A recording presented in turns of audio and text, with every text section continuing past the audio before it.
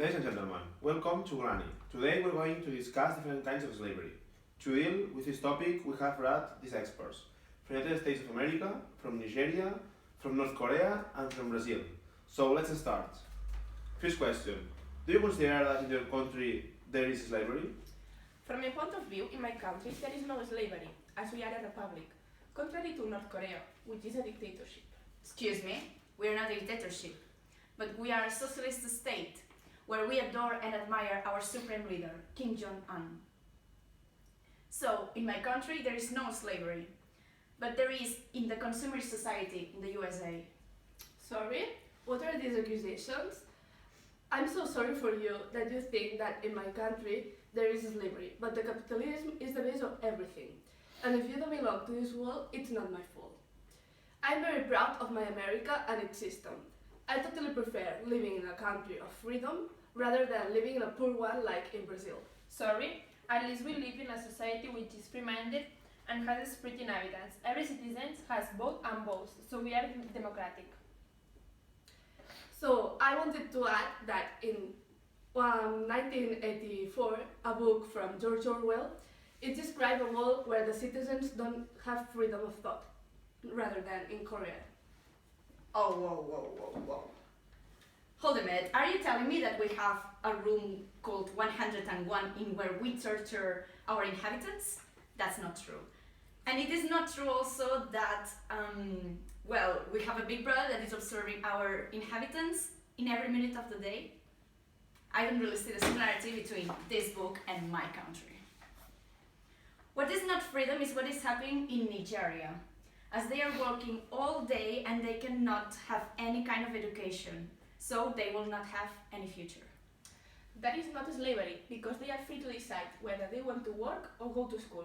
Sorry for interrupting, but what you are saying is totally wrong. From my point of view, they are children who have to work in order to maintain their families, so they don't have power and freedom to decide. They are complete to work. I totally agree with you. I can see your point. Having arrived at this point, and observing that you are discussing the slavery figures in children, last week Vanguard newspaper published a news where an 11-year-old boy called Ognetega was forced to distribute marijuana. First of all, you have to realize that in your country there is child bondage, and it's a huge problem because they are exposed to work in very early age. After all your explanations and thinking about it, I have noticed that in Nigeria there is slavery, especially with kids, and it is a trouble that needs to be changed. But Mary Dolofly, you cannot deny that capitalism in your country is another kind of enslavement, as each citizen has to buy what society requires to be part of it. So your slavery creates our slavery. What? I don't really see your point. But I can.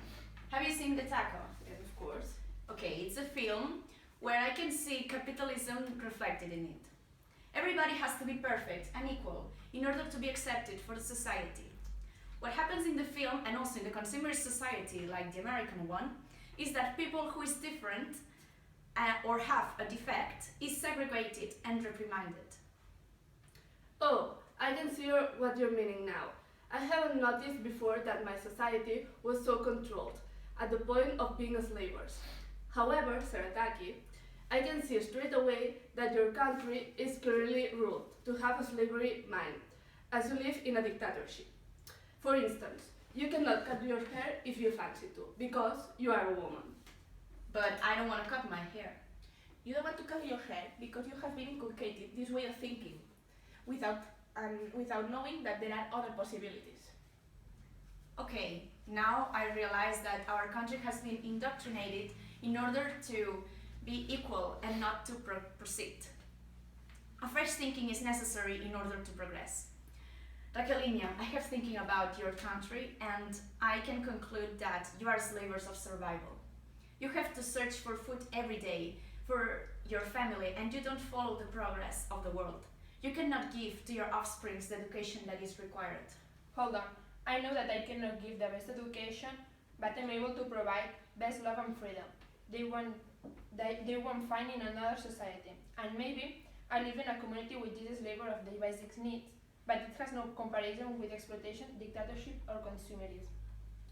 We ran out of time and we have to end the program.